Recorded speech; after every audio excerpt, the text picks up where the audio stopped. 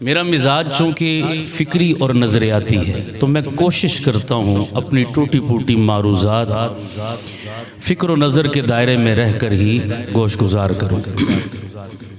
عام طور پر ایک جملہ بولا سنا جاتا ہے، اکثر لوگوں کی زبان، پڑھے لکھے لوگوں کی زبان سے آپ سنتے ہوں گے۔ جملہ یہ بولا جاتا ہے کہ یہ نہ دیکھو کون کہہ رہا ہے، یہ دیکھو کہ کیا کہہ رہا ہے۔ جملہ سنا نہیں سنا؟ یہ نہ دیکھو کون کہہ رہا ہے، یہ دیکھو کیا کہہ رہا ہے۔ بات اچھی ہے، بات سچی ہے، بات حق ہے تو لے لو، چاہے جس کی زبان سے ہو۔ بظاہر جملہ اچھا لگتا ہے نہیں لگتا؟ بولو پیارو، سر نہیں زبان ہلائیے، اچھا لگتا نہیں لگتا؟ جی بات تو 16 آنے ٹھیک ہے، کیوں؟ ہمیں آم کھانے سے غرض ہے، ہمیں پیڑوں سے غرض۔ کبھی کسی نے ضد کی بھئی اس درخت سے آم کھاؤں گا اور اس سے آم نہیں کھاؤں گا، بھئی میں نے آم کھانے، جہاں سے ملے میں آم کھاؤں گا۔ مجھے خیر کی، بھلائی کی، نیکی کی بات چاہیے، جہاں سے ملے۔ بولو بھائی، وہ چاہے مولوی صاحب سے ملے، چاہے پروفیسر صاحب سے ملے، چاہے ڈاکٹر صاحب سے ملے، چاہے انجینئر صاحب سے ملے۔ توجہ ہے آپ کی سب؟ چاہے وہ فیس بک سے ملے، چاہے یوٹیوب سے ملے، چاہے ٹک ٹاک سے ملے، چاہے مسجد کے ممبر و محراب سے ملے، مجھے اچھائی چاہیے، نیکی چاہیے، جہاں سے ملے میں لے لوں گا۔ یہ چورن آج کل مارکیٹ میں بک رہا نہیں بک رہا؟ بولو بھائی، بات تو بڑی اچھی ہے جناب، اس میں کون سی قباحت؟ لیکن میں پوری ذمہ داری سے کہتا ہوں یہ اصول دینی اعتبار سے بڑا خطرناک اور گمراہ کن اصول ہے۔ اسی غلط اور گمراہ کن اصول نے دین میں گمراہیوں کے دروازے کھولے۔ اسلام اس اصول کی حوصلہ شکنی کرتا ہے، حوصلہ افزائی نہیں کرتا۔ کیوں؟ یاد رکھو بھائیو، اسلام کا مزاج یہ ہے، اسلام کہتا ہے پہلے دیکھو کون کہہ رہا ہے، پھر دیکھو۔ کیوں جی حضرت؟ پہلے دیکھو کون کہہ رہا ہے، پھر دیکھو۔ تم نے کہا یہ نہ دیکھو کون کہہ رہا ہے، یہ دیکھو کیا کہہ رہا ہے۔ اسلام کہتا ہے پہلے دیکھو کون کہہ رہا ہے، پھر دیکھو کیا کہہ رہا ہے۔ اس لیے کہ کہنے والے کی ذات اگر اتھنٹک ہے، کہنے والے کی شخصیت اگر مستند ہے تو بات بھی کیا ہوگی؟ کوئی شک نہیں ہوگا۔ لیکن کہنے والے کی ذات ہی کا اگر عطا پتہ نہیں تو اس کی بات کی کوئی گارنٹی دی جا سکتی ہے؟ تم نے جو اصول وضع کیا کہ جی یہ نہ دیکھو کون کہہ رہا ہے، یہ دیکھو کہ کیا کہہ رہا ہے، اچھی بات ہے تو جس سے چاہے لے لو۔ اس اصول کو تم لاگو کرنا چاہتے ہو دین پر، جبکہ حقیقت یہ ہے کہ یہ اصول اپنی دنیا کے لیے بھی ماننے کو تیار، اپنا ہی وضع کردہ اصول اپنی دنیا کے معاملات میں لینے کو تیار۔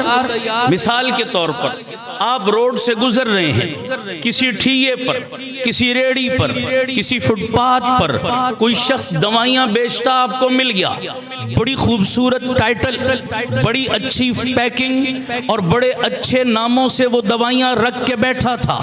اس ٹھیے والے سے، اس ریڑی والے سے آپ دوائی لے لیں گے؟ سارے بولیے نہ ذرا، لگاؤ نہ اپنا اصول کہ بھئی یہ نہ دیکھو دوائیاں بیچنے والا کون ہے، یہ دیکھو کہ دوائیاں تو ہیں نا، بڑی اچھی دوائیاں، خوبصورت پیکنگ والی دوائیاں لے لو گے؟ اونچی آواز سے بولو۔ آپ کہو گے پہلے چیک کریں گے دوائیاں بیچنے والا، یہ نسخے فروخت کرنے والا، اگر وہ دوا بیچنے والا مستند ڈاکٹر ہے کوالیفائڈ طبیب ہے، پھر تو آنکھیں بند کر کے اس کی دوا بھی لے لیں گے، لیکن اگر دینے والے کا پتہ نہیں تو جتنی چاہے پیکنگ اچھی ہو، جتنا چاہے نام خوبصورت ہو، کبھی بھی دوا، اونچی آواز سے بولو بھائی۔ اور ظالموں، اگر نزلے زکام کی دوا لینی ہو تو ایرے غیرے سے نہیں رجوع کرتے، پہلے دیکھتے ہو مستند ڈاکٹر قابل حکیم ہونا چاہیے، تو اللہ کے قرآن کی نعوذ باللہ نزلے زکام جتنی ویلیو بھی نہیں، پیغمبر کی شریعت کی کھانسی جتنی ویلیو بھی نہیں کہ یہاں کوئی منہ اٹھا کے فیس بک کھول کے بیٹھ گیا، کوئی اٹھا اور یوٹیوب کھول کے بیٹھ گیا۔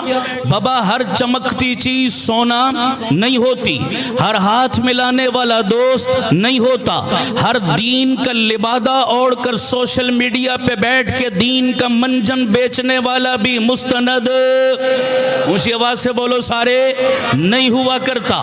جناب، ہر ایک پیج کے دستور کی تحقیق ہے لازم، ہر صاحب دستار معزز، سارے بولو بھائی، پہلے چیک کرو کہنے والا کون ہے، پھر دیکھو کہ کیا کہہ رہا ہے۔ یہ شریعت کا مزاج اور اصول ہے۔ اب میں تفصیل میں نہیں جاؤں گا، میں 2-3 دلائل کی طرف اشارہ کر کے پھر اپنے مدعے کی طرف آؤں گا۔ میں نے یہ عنوان کیوں چھیڑا؟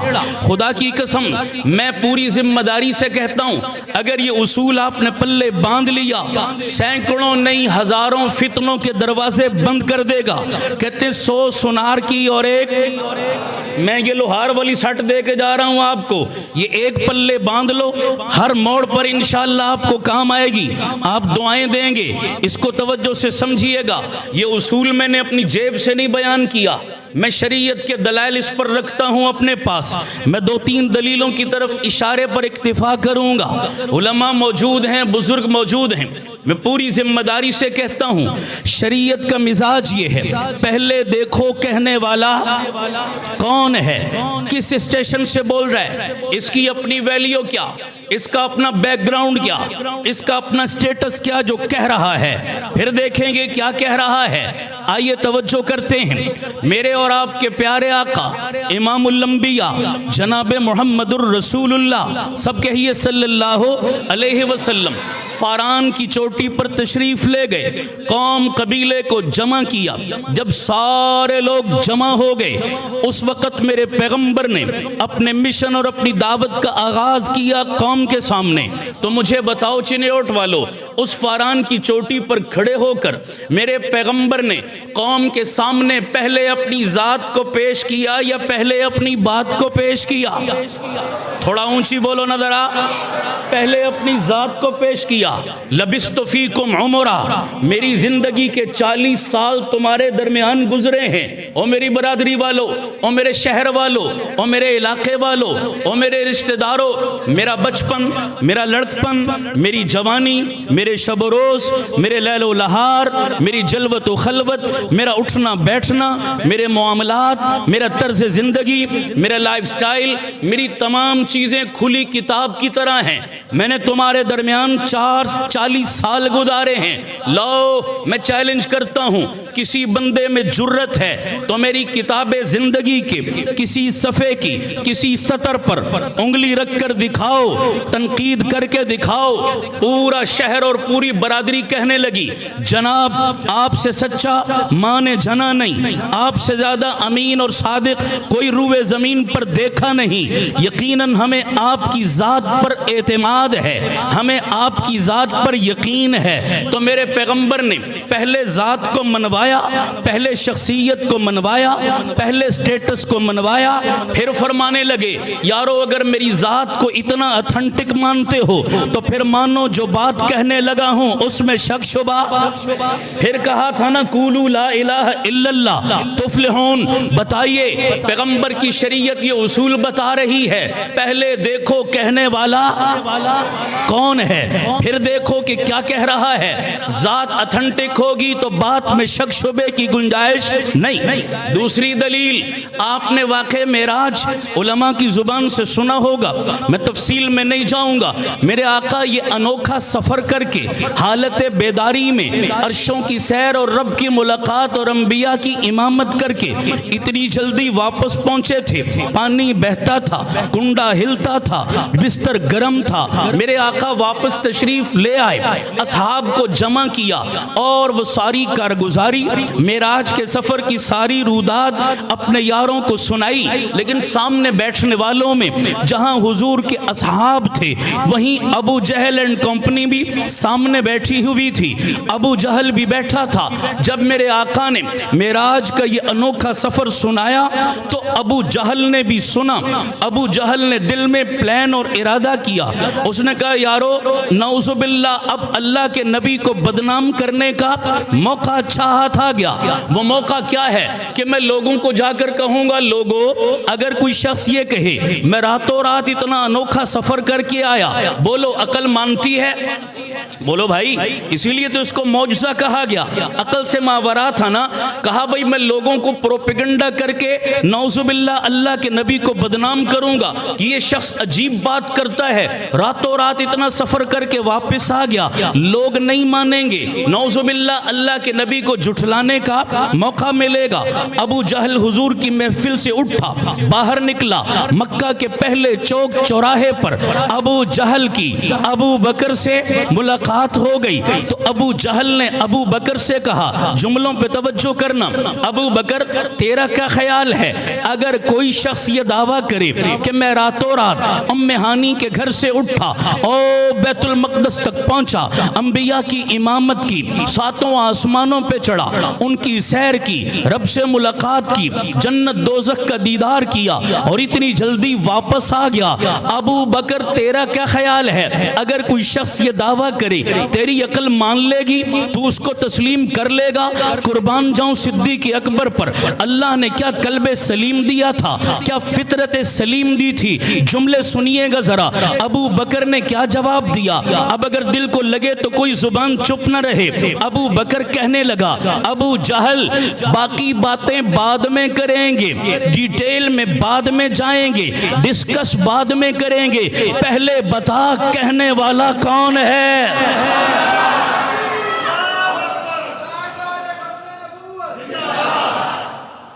پہلے بتا یہ دعویٰ کرنے والا کون ہے؟ تو ابو جہل کہنے لگا تیرے یار محمد صلی اللہ علیہ وسلم نے یہ دعویٰ کیا۔ تو ابو بکر کا جواب سنو اور دل پہ نقش کرو چنوٹ کے مسلمانوں۔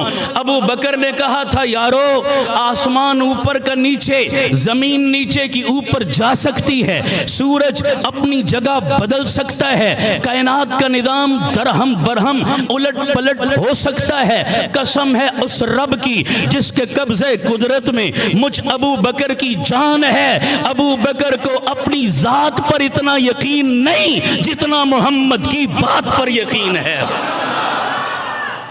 اس وقت سے لقب کیا ملا؟ صدیق۔ بولو کیا ملا؟ صدیق۔ بولو کیا ملا؟ صدیق۔ اب ایک جملہ کہنے لگا ہوں، یہ جملہ بذات خود ایک تقریر ہے لیکن میں اشارہ کر کے آگے بڑھوں گا۔ یاد رکھیے ایک طرف نبی کی شریعت ہے، ایک طرف ہماری عقل ہے۔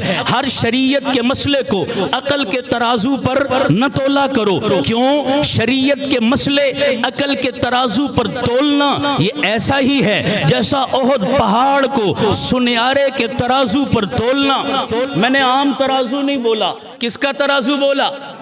سنیارے کا ترازو بڑا چھوٹا بڑا حساس ہوتا ہے، جو رتی اور ماشے کا بھی کیا کرتا ہے؟ وزن کرتا ہے۔ اس پہ 1 کلو کا بوجھ بھی ڈال دو وہ ٹوٹ جائے گا جناب۔ ایک طرف احد پہاڑ ہے، ایک طرف سنیارے کا ترازو ہے، کوئی جوڑ بنتا ہے۔ ایک طرف محمد کی شریعت ہے، دوسری طرف ہماری کھوپڑی اور عقل ہے۔ بابا کیا پدی اور کیا پدی کا شوربہ، جہاں ہماری عقل کی انتہا ہوتی ہے محمد کی شریعت کی وہاں سے ابتدا ہوتی ہے۔ تو جس نے شریعت کے مسائل کو عقل کے ترازو پر تولنا چاہا وہ گمراہ ہوا ہے۔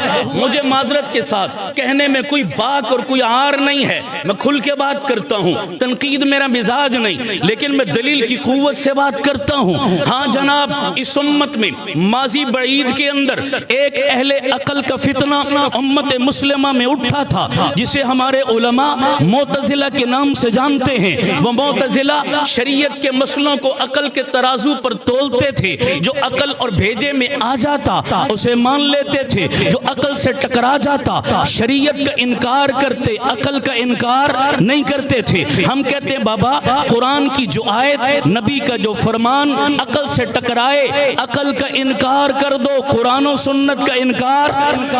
لیکن وہ معتزلہ الٹ چلے، انہوں نے عقل کو مانا، شریعت کا انکار کیا۔ یہ معتزلہ آج کے دور تک چلتے چلے آ رہے ہیں بابا۔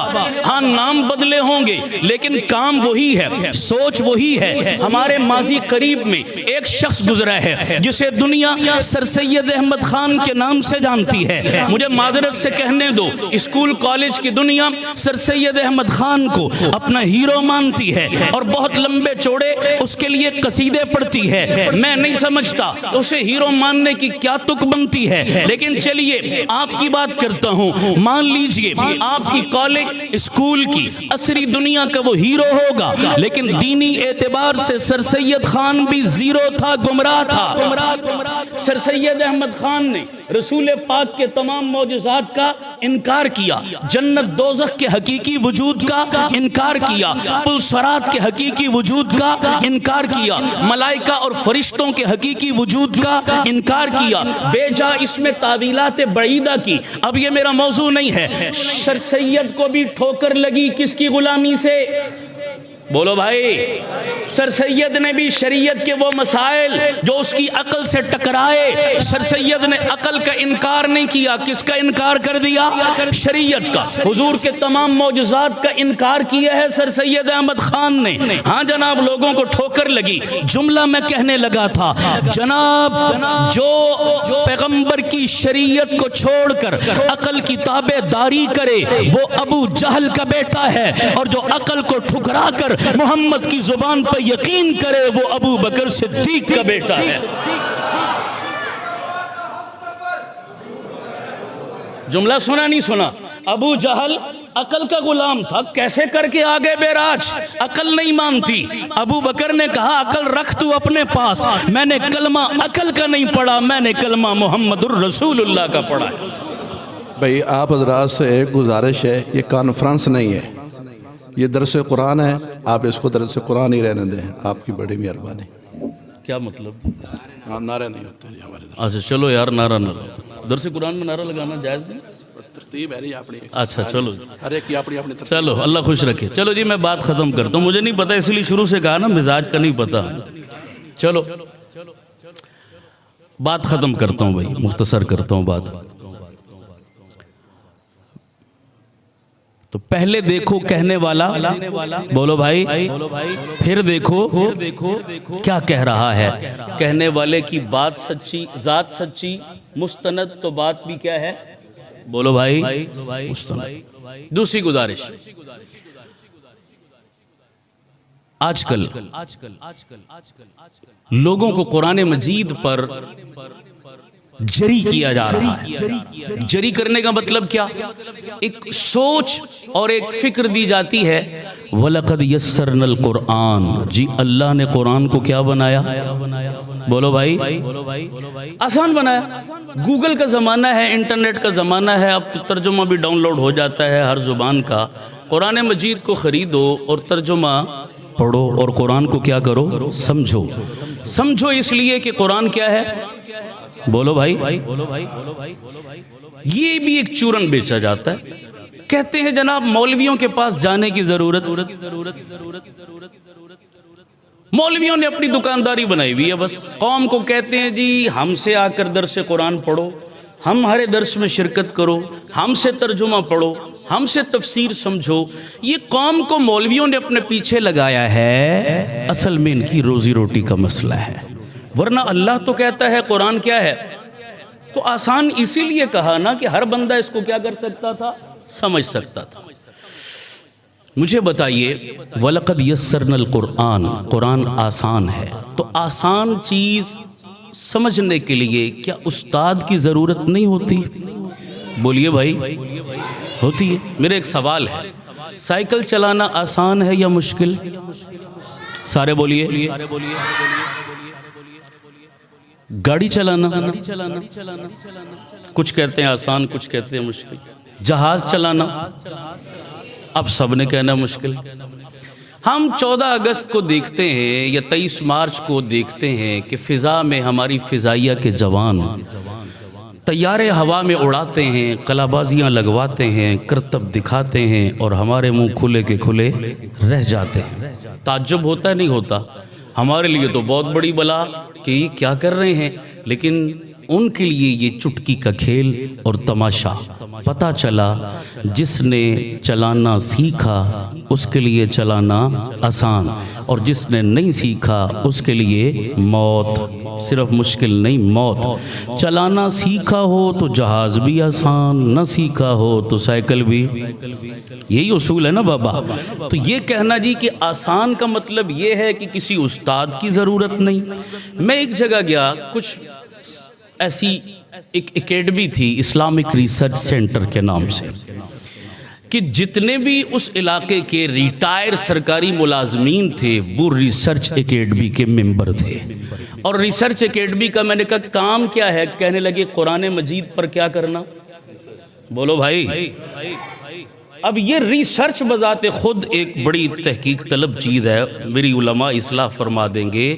بھائی مجھے بتاؤ، یہ ایک عجیب منطق ہے کہ آج کل ایک لفظ ہوتا ہے سرچ اور ایک ہوتا ہے، آپ پڑھے لکھے لوگ ہیں مجھے بتائیں، ایک ہوتا ہے چیک اور ایک ہوتا ہے، یہ ری چیک کون سی اتھارٹی کرتی ہے؟ چیک کرنے والی اتھارٹی سے سینئر یا جونیئر؟ بولیے سارے۔ میٹرک ایف اے کے پیپر ہوئے، نمبر مارکنگ کی گئی، ریزلٹ آؤٹ ہوا، کئی طلبہ کہنے لگے ہمیں مارکنگ پر اعتماد، ہمارے پیپروں کو کیا کیا جائے؟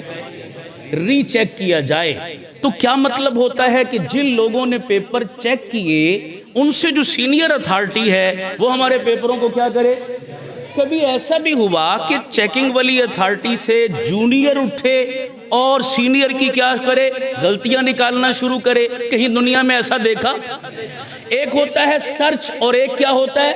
ریسرچ۔ بھائی ریسرچ کرنا کس کا کام ہے؟ سینئر کا یا جونیئر کا؟ ایمان سے بتاؤ، قرآن مجید کی سرچ کی تھی اصحاب رسول نے، قرآن و سنت کی سرچ کی تھی فقہائے امت نے، قرآن و سنت کی سرچ کی تھی محدثین امت نے۔ وہ ماہر طبقہ تھا اس امت کا، سینئر طبقہ تھا اس امت کا، انہوں نے سرچ میں کوئی کسر چھوڑی؟ کوئی کمی چھوڑی؟ اور بابا سرچ سے کتابیں اور لائبریریاں بھری پڑی ہیں، کوئی کمی نہیں۔ یہ 14ویں صدی کا مسلمان جسے اپنی دعائے قنوت سیدھی، بولو بھائی، جسے اپنی نماز پوری، جسے قرآن مجید کی ایک آیت ڈھنگ سے پڑھنی، اب یہ 14ویں صدی میں اٹھا اور اکیڈمی قائم کی اور اس کے باہر جملہ کیا لکھا؟ اسلامک۔ تو یہ دعویٰ کیا کر رہا ہے کہ جناب ان سینئر ہستیوں نے سرچ کی تھی اور نعوذ باللہ اس سرچ میں کمی رہ گئی تھی۔ 14 صدی بعد آج میں اس قرآن و سنت پہ کیا کر رہا ہوں؟ ریسرچ کر رہا ہوں۔ یہ قیامت کی علامت ہے یا نہیں ہے؟ اذا وسد الامر الى غیر اہلہ فانتظر الساعہ۔ او بابا قرآن و سنت پر تحقیق بہت ہو چکی ہے، سرچ بہت ہو چکی ہے، اب اللہ کے قرآن پر سرچ کی ضرورت نہیں، عمل کی ضرورت۔ بولو کس کی ضرورت؟ جس کو دیکھو وہ ٹھیکیدار بنا ہوا ہے۔ علامہ اقبال کے زمانے میں ایک عام دنیا دار بندہ سرکاری ملازمت سے ریٹائر ہوا، اس نے کہا چلو اور کوئی شغل نہیں ہے تو قرآن مجید کی تفسیر لکھتے ہیں۔ آج کل یہ ایک تماشا بن گیا، تفسیر لکھنا کوئی آسان کام ہے؟ خالہ جی کا گھر ہے، لکھ ماری جیسے کیسے صفحے کالے کر دیے جناب۔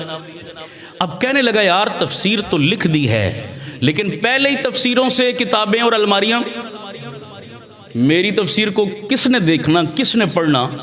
اس نے کہا ایسا کرتے ہیں کسی مشہور بندے سے کچھ تقریزی کچھ تعریفی کلمات اس کے شروع میں لکھوا لیتے ہیں، پھر مشہور بندے کا نام ٹائٹل پہ کیا کر دیں گے، چھاپ دیں گے، تو اس کے نام سے میری تفسیر کیا ہو جائے گی، بک جائے گی، میری بلے بلے ہو جائے گی۔ انہوں نے کہا یار مشہور بندہ تو اس وقت علامہ اقبال ہے، چلو ان سے کہتے ہیں، اس نے 2 سطریں بھی لکھ دی تو میرا کام بن جائے۔ وہ مسودہ لے کے چلا گیا، ڈاکٹر صاحب میں نے تفسیر لکھی ہے، آپ اس پر کچھ لکھ دیجئے تعریفی کلمات۔ انہوں نے کہا بھئی ٹھیک ہے رکھ جاؤ، میں دیکھوں گا، اگر اس قابل ہوئی تو ضرور۔ کچھ عرصے کے بعد وہ خوشی خوشی گیا کہ بھئی کچھ لکھ دیا ہوگا، میرا کام بن جائے گا۔ پوچھا جناب آپ نے کچھ تعریفی کلمات لکھ دیے؟ علامہ نے کہا نہیں میں نے نہیں لکھے۔ پوچھا کیوں؟ کہا تمہاری تفسیر پڑھ کے مجھے کوئی اور خاص چیز تو نہیں ملی، ایک میری مشکل حل ہو گئی۔ بڑا خوش ہوا بھئی میری تفسیر سے کیا نکتہ ملا، علامہ جیسے بندے کی مشکل حل ہو گئی۔ پوچھا کیا؟ کہا تمہاری تفسیر پڑھنے سے پہلے تو میرا ذہن یہ تھا 1400 سالہ امت مسلمہ کی تاریخ میں حضرت حسین ہی مظلوم ہے بہت، لیکن تمہاری تفسیر پڑھ کے اس نتیجے پر پہنچا جناب حسین سے بڑھ کر بھی ایک مظلوم شے ہے اور وہ اللہ کا قرآن ہے۔ اور ایک تاریخی جملہ بولا علامہ اقبال نے، ہر لئیم شخص رازدار دین کند، ہر کمینہ بندہ دین کا ٹھیکیدار بن کے بیٹھ گیا۔ تو سمجھ آ رہی ہے نہیں آ رہی؟ ہر کمینہ بندہ دین کا ٹھیکیدار بن کے بیٹھ گیا، جس کو گھر میں بیوی دوسری مرتبہ سالن، وہ بھی کمرے کو کنڈی لگاتا ہے، کیمرہ لگاتا ہے، مائک لگاتا ہے، اور دین پر تباہ آزمائی کرنے کی کیا کرتا ہے؟ بولو بھائی، ناکام کوشش کرتا ہے۔ اب میرا موشن ٹوٹ گیا ہے، میں نے تو بات اگلے مدے پہ کرنی تھی لیکن ادھار ہے یار، کبھی مجھے مرضی کا مجمع ملا تو میں عرض کروں گا۔ آخری بات کہہ کے بات ختم کرتا ہوں۔ دیکھو بھائیو، بات کر رہا تھا کہ میں ایک جگہ گیا، ایک صاحب نے مجھ سے پہلے وہ ریسرچ سینٹر کی بات کر رہا تھا، مجھے انہوں نے دعوت دی، میں پہنچا، وہ سارے ریٹائر قرآن مجید کو مشق ستم بنا کے بیٹھے ہوئے۔ مجھ سے پہلے ایک پروفیسر صاحب گفتگو فرما رہے، وَلَقَدْ يَسَّرْنَا الْقُرْآنَ، جی قرآن آسان ہے، مولویوں سے جان چھڑاؤ، قرآن سمجھو، خود ڈائریکٹ ہو جاؤ، ہر بندہ گھر میں ترجمہ پڑھے، قرآن سمجھے، اور پھر سورہ کبریٰ ملا کے دلیل دی۔ فرمانے لگے بھائی ہر مسئلے، توجہ کرنا ذرا، ہر مسئلے کا حل قرآن مجید میں موجود، قرآن مجید میرے گھر میں، مجھے مولوی کی کیا ضرورت؟ ہر مسئلے کا حل قرآن میں موجود، قرآن ترجمے والا میرے گھر میں موجود، مجھے مولوی کے پاس جانے کی، گھر بیٹھو سٹڈی کرو، مولویوں سے جان چھڑاؤ، فرقوں سے جان چھڑاؤ۔ لوگوں نے کہا واہ واہ کیا نکتہ لایا جناب آپ نے، کیا زبردست پوائنٹ کی بات کی، بند ہوگی مولویوں کی دکانیں۔ میں نے کہا مولوی کی دکان کسی کا باپ بھی نہیں بند کر سکتا، بولو بے شک۔ جب میری باری آئی تو میں نے بولا بھائی میرے پیش رو مجھ سے پہلے یہ دلیل دے رہے تھے، وہ مولوی کی ضرورت نہیں، قرآن ہر بندہ خود سمجھے، اور انہوں نے سورہ کبریٰ ملا کے نتیجہ نکالا بھائی ہر مسئلے کا حل قرآن میں موجود، قرآن میرے گھر میں موجود، مجھے کسی مولوی کی کیا ضرورت۔ میں نے کہا ایک بات میں بھی کرتا ہوں۔ کہنے لگے کیا؟ میں نے کہا ہر بیماری کی دوا میڈیکل سٹور میں موجود، میڈیکل سٹور میرے گھر میں موجود، مجھے ڈاکٹر کے پاس جانے کی کیا ضرورت؟ نہیں سمجھ آئی بات؟ ہر بیماری کی دوا میڈیکل سٹور میں موجود، اور میڈیکل سٹور، بولو بھائی میرا کمرہ دوائیوں سے بھرا پڑا ہے، بس جان چھڑاؤ، ڈاکٹروں سے نخرے کرتے ہیں، فیسیں لیتے ہیں، چکر لگواتے ہیں، چمڑا اتار لیتے ہیں، جان چھڑاؤ ڈاکٹروں سے، آئندہ کوئی ڈاکٹر کے پاس نہ جائے، گھر میں دواخانہ کھول لے، دوائیاں کھا لیا کرے، چلے گا؟ بولو بھائیو، آپ کہیں گے جناب آپ کا پورا گھر دوائیوں سے بھرا ہو، کون سی دوا لینی ہے، کب لینی ہے، کتنی لینی ہے، کس مزاج کے بندے کو کیسی دوا کھانی ہے، یہ وضاحت پوچھنے کے لیے تجھے پھر بھی کس کے پاس جانا پڑے گا؟